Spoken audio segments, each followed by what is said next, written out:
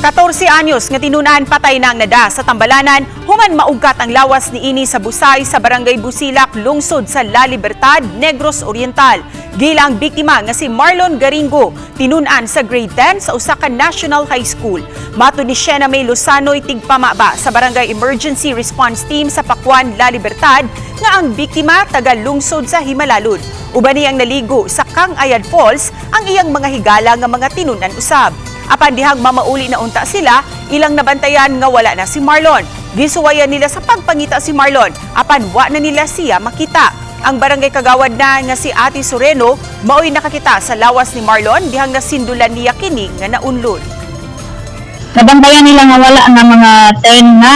Wala sila mo-report dayon kay ipangita sa mga kauban kasi nara sa sikbit nga dapit sir ba like namo gay langob dito basig nagsuroy siya nga wala lang mananghid. Nasa kalibunan ilahat ang gi-check gyud sa mga kauban niya nga nagaligo nya kay wala man gyud giuli nila sa boarding house kay basi na anya ning uli na naguna na dito kay wa pa nila nakiti ang cellphone, t-shirt o chinelas. Abot nila sa boarding house wala man gyud. Moto nga ni-report na sila sa Pakuan Rescue.